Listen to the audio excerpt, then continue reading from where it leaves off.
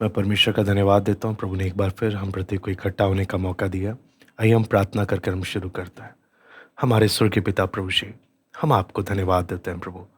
आपने हम प्रत्येक को इकट्ठा होने का मौका दिया। आपके चरणों में आने का आपने मौका दिया। आपके हर एक भलाइयों के लिए, आपके हर एक उपकारों के लिए हम आपको धन्यवाद देते हैं। पिता, आपका वचन जब हम सीखने के लिए आए हैं प्रभु, नम्रतापूर्वक हम आते हैं प्रभु। अपने वचन को आप हमें खोल कर दें, हमारे मनों को आप खोलें प्रभु। हम एक को पिता, इन बातों को समझने के लिए आप सहायता करें। आपका दया मांगते हैं पिता। सब बात आपके हाथ में सौंपते हैं। प्रार्थना प्रभु यीशु मसीह के नाम से मांगते हैं, आमीन। हम इस कॉन्टेक्स्ट के सीरीज़ में संदर्भ के कि बाइबल को कैसे समझें, हमने अभी तक कई नियमों को हमने देखा कि हम एक एक बात को हमें इनको ध्यान में रख कर परमेश्वर का वचन अध्ययन करना है। और ये जो हम देख रहे हैं अभी तक, ये कोई बड़ी स्कॉलरली लेवल की बातें नहीं है। ये बहुत ही बेसिक सीरीज़ है। बेसिक यानी अगर मैं बोलूँ बुनियादी बातें बिगिनर्स के लिए, जो परमेश्वर के वचन को सीखते हैं उनके लिए एक बिगिनर्स लेवल का बातें हैं, शुरुआती लेवल की बातें जो हम अभी देख रहे हैं। क्योंकि कई बार हम अगर इन बेसिक्स को भी अगर हमें नहीं मालूम है, हम बहुत सारी गलतियां परमेश्वर के वचन को समझने में या उसकी व्याख्या करने में हम कर सकते हैं। तो आज इस विषय में आगे बढ़ते वक्त हम इमीडिएट सेटिंग, जैसे हमने थियोलॉजिकल सेटिंग को देखा था, इमीडिएट यानी तुरंत उस बात के संदर्भ को समझना, उसकी ओर हम लोग जाएंगे। क्यों? यहाँ पे इमीडिएट सेटिंग की बात करते वक्त यहाँ पे शब्द बहुत मायने रखते हैं। और किसी भी भाषा में शब्दों को व्याख्या करना, उसके बारे में शब्दों का अर्थ निकालना कई बार मुश्किल हो जाता है। तो और ख़ास तौर से जब हम बाइबल के शब्दों की बात करते हैं, है ना, क्योंकि पूरी बाइबल शब्दों से मिलके बनी है। इसमें बहुत सारे शब्द हैं, तो इसलिए मुझे ध्यान रखना है कि मैं किसी शब्द का गलत अर्थ ना निकालूं, उसके संदर्भ में रहकर। इसलिए हर्मेनेटिक्स, इसलिए हम बोलते हैं हर्मेनेटिक्स का रूल वही है, कॉन्टेक्स्ट, संदर्भ को, वो शब्द किस संदर्भ में बोला गया है वो चीज़ समझना बहुत ही ज़रूरी है। क्योंकि अगर हम उसके शब्द को उसके संदर्भ में नहीं समझेंगे, बहुत सारे हम गलत व्याख्या करेंगे। अभी तक हम परमेश्वर के वचन में हमने हिस्टोरिकल सेटिंग देखा, ऐतिहासिक पृष्ठभूमि को देखा कि कोई भी घटना है कहाँ पर हुई और किस समय हुई, है ना। हमने देखा लिटरेरी सेटिंग के बारे में, साहित्यिक पृष्ठभूमि में, कि किस शैली में लिखा गया, वचन के एक एक पुस्तक किस शैली में लिखे गए, और जिस शैली में है उसकी व्याख्या के अपने नियम हैं। उसके बाद हमने थियोलॉजिकल इशू को देखा कि वचन की एक आयत पढ़कर हम कोई उपदेश ना बनाए, उससे संबंधित जोड़ा भी देखे। परमेश्वर के वचन में उस विषय से संबंधित बाकी आयतें क्या कहती हैं, है ना। फिर उसके बाद लास्ट में आता है जो हम देख रहे हैं यहाँ पर, इमीडिएट सेटिंग, कि हम शब्दों को अकेले करके उसका अर्थ ना निकालें। क्योंकि अब देखें, क्योंकि एक शब्द के अनेक अर्थ हो सकते हैं। उदाहरण के लिए मैं इंग्लिश वर्ड स्प्रिंग ले लूँ आपके सामने, तो एक स्प्रिंग वर्ड के बहुत सारे अर्थ हैं। अगर उदाहरण से हम देखें, स्प्रिंग सीजन के बारे में, मौसम के बारे में बात कर सकता है, मेटल कॉइल के बारे में बात कर सकता है ना, एन एक्ट ऑफ जंपिंग, कूदने के उस के, और या एक सोर्स ऑफ वाटर, पानी के झरने के बारे में। मतलब एक शब्द है लेकिन उसके अलग अलग अर्थ हैं, है ना। तो जब भी मैं उस शब्द का इस्तेमाल कर रहा हूँ, तो वो जिस सेंटेंस में, जिस पंक्ति में, जिस वाक्य में मैं उस शब्द का इस्तेमाल कर रहा हूँ, तब जाकर उसका सही अर्थ निकलेगा। लेकिन उस पूरी लाइन से मैं उस शब्द को पकड़ूं और शब्द का अलग व्याख्या करने लग जाऊं, तो बहुत सारे अलग अलग मतलब निकल जाएंगे जो असली में उस लाइन में लेखक कहना ही नहीं चाह रहा। तो क्योंकि एक शब्द के अनेक अर्थ हैं, तो इसलिए मुझे बहुत ध्यान रखना पड़ता है। इसलिए इमीडिएट सेटिंग यानी कॉन्टेक्स्ट में, कि वो शब्द जो हम बाइबल में पढ़ रहे हैं वो उस लाइन में फिट कैसे हो रहा है और उस लाइन में वो उसका अर्थ क्या बन रहा है, वो हमें जानना बहुत बहुत ज़रूरी है। उसके लिए मैं आपके सामने वचन में कुछ उदाहरण देना चाहूँगा। जैसे मैंने इंग्लिश में स्प्रिंग वर्ड लिया, बाइबल में एक यूनानी शब्द मैं आपके सामने रखता हूँ, सार्क्स, SARX, है ना, जिसको फ्लैश करके इंग्लिश में हम बोलते हैं, है ना। तो अब रोमी 3:20 अगर हम देखें, ये सार्क्स वचन में बहुत जगह पे यूज हुआ है, इस्तेमाल हुआ है। रोमी 3 अध्याय उसका 20वां वचन।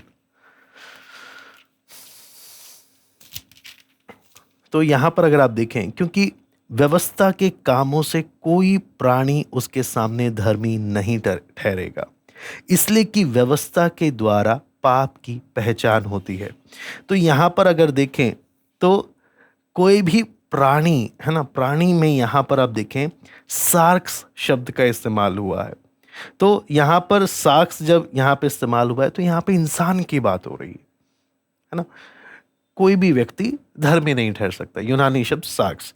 अब यही चीज अगर आप 2 कुरिन्थी 12:7 में आ जाए, वहां पे भी सार्क्स शब्द का इस्तेमाल हुआ है। इसलिए कि मैं प्रकाशनों की बहुतायत से फूल ना जाऊं, मेरे शरीर में एक कांटा चुभाया गया है। यहां पे भी सार्क शब्द हुआ है, लेकिन यहां पे लोगों के बारे में नहीं, यहां पे शरीर के बारे में बोला गया, फिजिकल बॉडी के बारे में बोला है। एक ही शब्द सार्क्स, लेकिन अलग अलग घटना में अलग अलग लाइन में जब यूज हो रहा है तो उसके अलग अलग अर्थ निकल रहे हैं। ये चीज हमें इमीडिएट कॉन्टेक्स्ट में, इमीडिएट सेटिंग में समझ में आता है कि हम वचन जब पढ़ते हैं, उस पूरी लाइन से शब्द निकालकर उसको अलग अर्थ ना निकालें, बल्कि देखें वो शब्द के, एक शब्द के अनेक अर्थ हैं, लेकिन वो शब्द उस कहानी में क्या अर्थ निकाल रहा है उसको समझकर ही व्याख्या करें। क्योंकि आज हम आगे कई ऐसी बातें देखेंगे और पूरी नम्रता पूर्वक, प्रार्थना पूर्वक समझने का प्रयास करें, क्योंकि हम सब गलतियां करते हैं व्याख्या करने में। मैं नम्रता पूर्वक कहता हूं, केवल परमेश्वर का वचन ही अचूक है, जिसमें कोई गलती नहीं है। लेकिन जो इसकी व्याख्या करते हैं उनसे त्रुटि हो जाती है। अगर मैं बोलूं कि नहीं, इसके बताने वाले कभी गलती कर नहीं सकते, तो हम अचूक हो गए, जो कि ये बिल्कुल ही गलत है। केवल परमेश्वर ही अचूक है, परमेश्वर का वचन अचूक है। दुनिया में हर इंसान किसी ना किसी बात में चूक जाता है। इसलिए हम नम्र बने रहे कि हमसे गलती हो सकती है। हम उस सोच में ना चलें कि हमसे कभी गलती हो नहीं सकती। तो व्याख्या करते वक्त लेकिन हमारा हमेशा प्रयास यह रहता है कि मैं जब वचन के अर्थ की व्याख्या करूं, मैं गलती से भी चूकूं नहीं, मैं जरा सा भी कोई गलती मेरे से हो ना जाए। इसलिए हम ये सब देखते हैं, इसलिए हम इतना मेहनत कर रहे हैं, इसलिए हम इतने नियम कायदे, ये सारी सेटिंग्स को हम इसलिए पढ़ रहे हैं कि एक परमेश्वर का वचन बताते वक्त, समझते वक्त हमसे कोई त्रुटि ना हो जाए, हम किसी बात में चूक ना जाए। क्योंकि ये कोई कॉमिक बुक नहीं है, ये कोई ऐसी वैसी किताब नहीं, मन किया बैठा कुछ भी समझा और कुछ भी बोल दिया। नहीं, ये परमेश्वर का वचन है। उसको उतनी गंभीरता से मुझे अध्ययन करना है और उसमें मुझे इतना केयरफुल, सावधान रहना है कि मेरे से कोई त्रुटि ना हो जाए। इसलिए हम ये सब सीखते हैं और इसलिए मेरा प्रयास भी है हर एक से कि परमेश्वर के वचन को उतने ही गंभीरता से, आदर से, भय के साथ हम सीखें। तो अब मैंने आपके सामने उदाहरण दिया कि सार्क्स रोमी 3:20 में उस शब्द का क्या अर्थ बना, 2 कुरिन्थी 12:7 में इसका क्या अर्थ बना, है ना। लूका 24:39 आप देख लीजिए, मेरे हाथ और मेरे पांव को देखो कि मैं वही हूं, मुझे छू कर देखो, क्योंकि आत्मा के हड्डी मांस नहीं होता जैसा मुझ में देखते हो। तो यहां पर भी आप देखें, यहां पे भी साक्ष का शब्द, साक्ष शब्द इस्तेमाल हुआ है ना। अपने फ्लैश को, अपने शरीर के मांस को प्रभु यीशु बोल रहा है। है ना। एक और जगह हम देख लेते हैं, रोमी 8 का 8। जो शारीरिक दशा में है वे परमेश्वर को प्रसन्न नहीं कर सकते, है ना। अब अगर मैं साक्ष्य यहां पे जो इस्तेमाल हुआ है वो सिंफुल नेचर, शारीरिक दशा, यानी those controlled by sinful nature, जो अपने बिगड़े हुए स्वभाव के द्वारा कंट्रोल्ड है, वो कभी परमेश्वर को प्रसन्न नहीं कर सकते। जिनका बिगड़ा हुआ स्वभाव उनको कंट्रोल कर रहा, तो यहां पे भी साक्स है। तो आप देखिए, एक शब्द यूनानी भाषा का साक्स कितनी जगह अलग अलग अर्थ निकाल रहा है। तब जब मैं व्याख्या करता हूं तो मुझे बहुत सावधानी से यह देखना है कि इमीडिएट यहां पर तुरंत उस शब्द का क्या अर्थ मतलब निकल रहा है। लेखक जब इस शब्द का बेशक इस्तेमाल कर रहा है, एक शब्द के अनेक अर्थ होते हैं, यहां पर इस शब्द का क्या मतलब बन रहा है। जब ऐसे कर कर हम देखते हैं तब जाकर हमें समझ में आता है यहां पर ये कहना क्या चाह रहा है ना। इसलिए हमें बहुत ही सावधान रहना चाहिए कि हम कैसे परमेश्वर के वचन की व्याख्या करते हैं। इसलिए आगे जब हम पढ़ते हैं, बढ़ते वक्त मैं आपको यहाँ पर हम वचन जब अध्ययन करते हैं, हमें एक बैलेंस तरीके से चलना होगा, संतुलित तरीके से। हम एक बाइबल पर टिके ना रहें, बाइबल के एक अनुवाद पर, हम और भी अनुवादों की ओर समय निकालें, वचन को अध्ययन करें। पैरेलल स्टडी बाइबल, जहाँ अलग अलग ट्रांसलेशंस हैं, उसको हम यूज करें। अब ट्रांसलेशंस यूज करते वक्त कई ट्रांसलेशंस हैं, खासतौर से जब आप अंग्रेजी में आ जाते हैं, है ना। हिंदी में हमारे पास एक ही ट्रांसलेशन अवेलेबल है, लेकिन आप एक ट्रांसलेशन पर अभी एक वचन का विद्यार्थी, है ना, बाइबल स्टूडेंट, है ना, वो एक ट्रांसलेशन पे डिपेंडेंट नहीं रहता है। क्यों? हमें अलग अलग ट्रांसलेशन की मदद चाहिए होती ताकि हम उसकी गहराई तक उतर सके कि वो क्या कहना चाह रहा है। तो इसलिए हमें मेहनत करना, क्योंकि आप ट्रांसलेशन का अगर आप देखेंगे तो कई ट्रांसलेशन आप वहाँ पे बाइबल, जब इंग्लिश बाइबल आप उठाते हैं तो कई जगह में लिखा था वर्ड फॉर वर्ड, यानी एक एक शब्द एज इट इज ट्रांसलेट किया गया। कई जगह आप देखेंगे पैराफ्रेज है, यानी थॉट फॉर थॉट, यानी वो शब्द को कॉपी नहीं कर रहे हैं, ट्रांसलेट नहीं कर रहे हैं, उनका वो क्या कहना चाह रहा है वो उस थॉट फॉर थॉट पर फोकस्ड है। थॉट फॉर थॉट में मैसेज ट्रांसलेशन आ गया, वर्ड फॉर वर्ड में केजेवी आ गया। तो और कई मिडल होते हैं जो वर्ड और थॉट दोनों का मिक्स करके लेते हैं कि लोगों को समझ में आ सके कि कहना क्या चाह रहे हैं। तो जब हम पढ़ते हैं तो हमें इन ट्रांसलेशंस पर ध्यान देना है ताकि हम असली बातों को अच्छे से गहराई में उतर सकें। तो मैं यहाँ पर क्रिटिसाइज करने नहीं चाहूँगा कौन सा आप यूज़ करें, कौन सा आप यूज़ ना करें, लेकिन जैसे जैसे आप वचन सीखते हैं आप समझने लगते हैं कि मुझे किधर की ओर बढ़ना है। तो इसलिए कुछ रूल्स हैं जिन्हें हम ध्यान में रखते हैं। हमेशा कंपेयर करें कि मुझे कौन सा अनुवाद इस्तेमाल करना है वचन अध्ययन करने के लिए। क्यों? ऐसा तो नहीं कि कई ऐसे अनुवाद हैं जो वचन के ठीक उलट अर्थ निकाल रहे हैं, ऐसा ना हो। तो वो सब चीज़ों में हमें बहुत ही प्रभु के दासों से संपर्क करते हुए सही अनुवाद की तरफ जाए, और अनुवाद, सिर्फ एक अनुवाद पर डिपेंडेंट ना रहे। पैरेलल स्टडी बाइबल बहुत ही लाभदायक है। उसके आगे जब मैं बढ़ता हूँ, दूसरा तीमुथियुस 3 अध्याय उसका 16वां वचन मैं निकालना चाहूँगा। दूसरा तीमुथियुस 3 अध्याय उसका 16वां वचन। संपूर्ण पवित्र शास्त्र परमेश्वर की प्रेरणा से रचा गया है, उपदेश, समझाने, सुधारने और धार्मिकता की शिक्षा के लिए लाभदायक है ना। तो यहाँ पर जब हम परमेश्वर के वचन को, संपूर्ण पवित्र शास्त्र, है ना, परमेश्वर की प्रेरणा से है, संपूर्ण।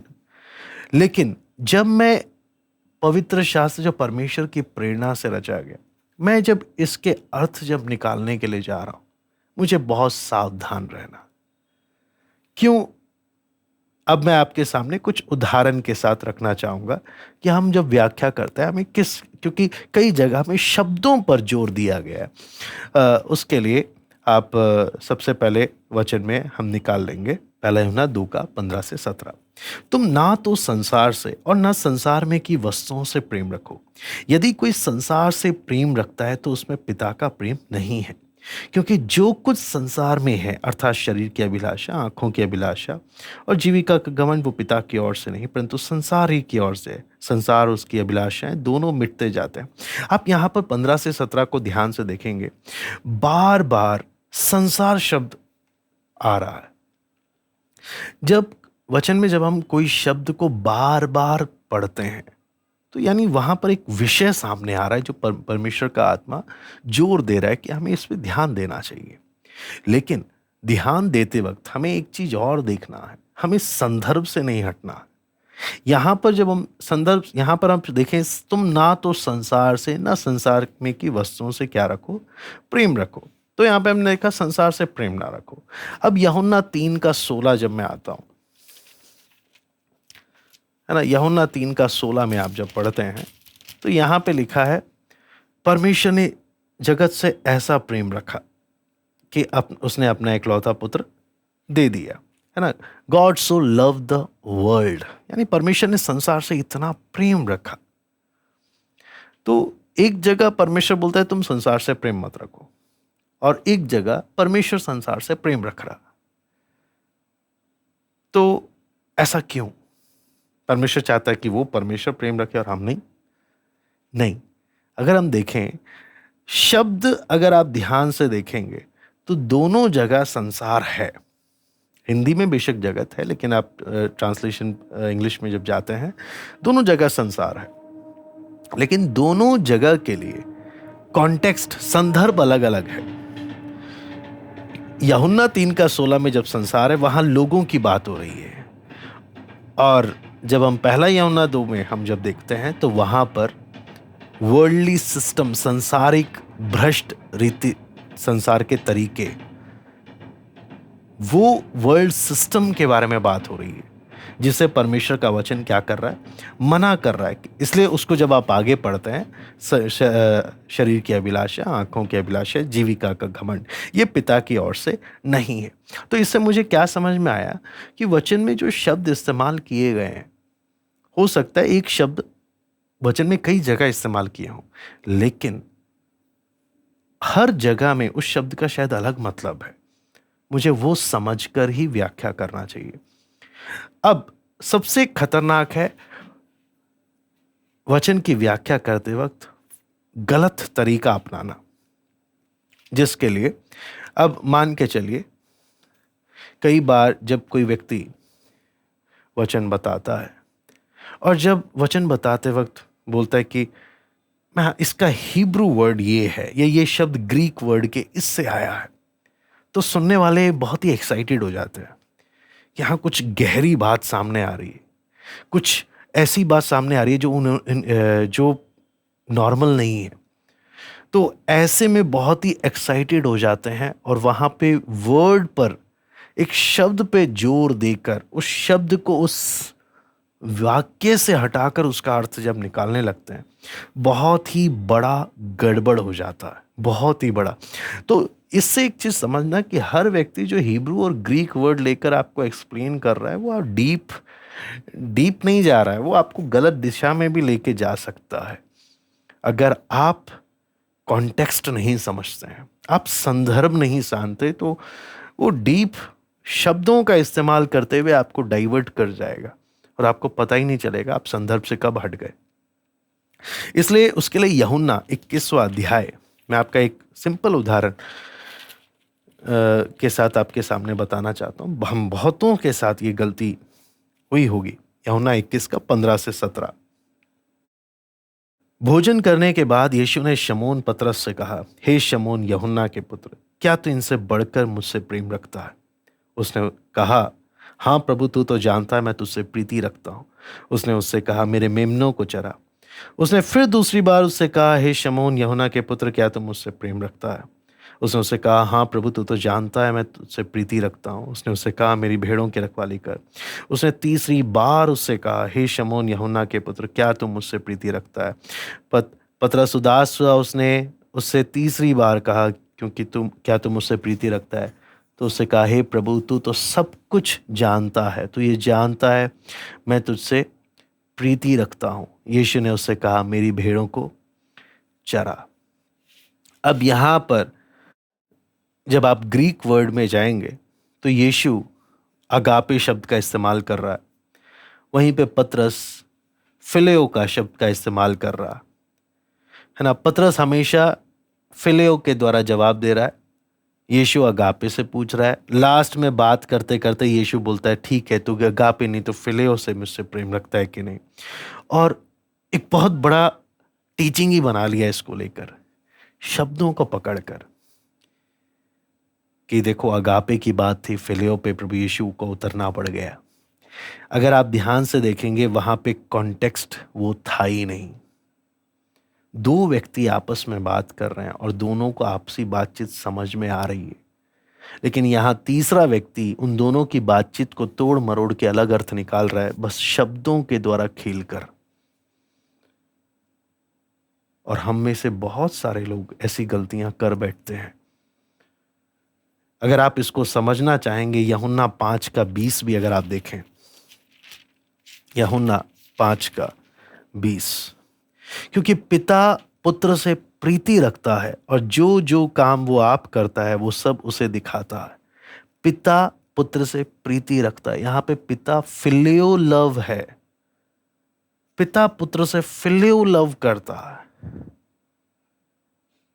तो इसलिए हम शब्दों को पकड़कर उसको आइसोलेट करके, उसको अलग कर कर अगर उसकी व्याख्या करने चले जाएं तो हम बहुत बड़ी गड़बड़ियां हम यहां पर कर सकते हैं, क्योंकि यहां पर फोकस्ड फिलेओ और अगापे का था ही नहीं, लेकिन हमने ग्रीक लैंग्वेज के शब्दों को लेकर जो टॉपिक यहां पे था नहीं, वो एक नया टॉपिक हमने क्रिएट कर दिया बातों को पकड़कर, क्योंकि वहां पे संदर्भ वो नहीं था, संदर्भ कुछ और ही है। तो हम टॉपिक से हट जाते हैं बड़े आसानी से। तो इसलिए शब्दों को जब हम बात करते हैं तो हम उस समय क्या बात हो रही है उसको समझना बहुत जरूरी है ना। उस शब्द के इतिहास में ना जाएं कि इस शब्द के ये इतिहास है तो इसलिए इसका ये मतलब है, नहीं। उस शब्द को उस पर्टिकुलर सिचुएशन में किस मतलब से बोला गया, वो चीज हमें समझना पड़ता है। फिर वचन में कंपाउंड वर्ड्स का इस्तेमाल हुआ है, उसको अलग अलग डिवाइड कर कर हम क्या ना करें, उसको मतलब को खत्म ना करें। उदाहरण के लिए बटरफ्लाई है, मैं बटरफ्लाई को दो टुकड़े कर दूं, बटर मतलब मक्खन, फ्लाई मतलब ये, और मैंने उसको नया मतलब निकाल दिया। ऐसे नहीं करते हैं, बल्कि समझना चाहिए वो कॉन्टेक्स्ट में क्या बोला गया है। क्योंकि जब मुझे समझ में आता है एक शब्द के अनेक अर्थ हैं, तो मुझे बहुत ही सतर्क रहना है कि मैं क्या अर्थ निकालता हूं। तो मैंने आपके सामने एक छोटा सा आज के लिए उदाहरण रखा। प्रभु की मर्जी हम इसी को आगे और देखेंगे, इमीडिएट कॉन्टेक्स्ट को, ताकि हम ऐसे बड़े बड़े ब्लंडर करने से बचे। आइए हम प्रार्थना करते हैं। हमारे स्वर्गीय पिता प्रभु जी, हम आपको धन्यवाद देते हैं। पिता, आपका वचन जब हम सीख रहे हैं प्रभु जी, हमें एक एक को समझने के लिए सहायता करें। आपकी दया मांगते हैं पिता। आज के समय में प्रभु जी, जब कितनी गलत शिक्षाएं हैं, वचन की कितनी गलत व्याख्याएं जब हो रही हैं, प्रभु हमें एक एक को सतर्क कर आपके वचन को सही रीति से बांटने वाले, सही रीति से काम में लाने वाले बने प्रभु। और ये वचन हम प्रत्येक के लिए एक आशीष का कारण होने पाए। सब बात आपके हाथ में सौंपते धन्यवाद देते हैं आज की संगति के लिए। सराहना और महिमा केवल हम आपको देते हैं। प्रार्थना प्रभु यीशु मसीह के नाम से मांगते हैं।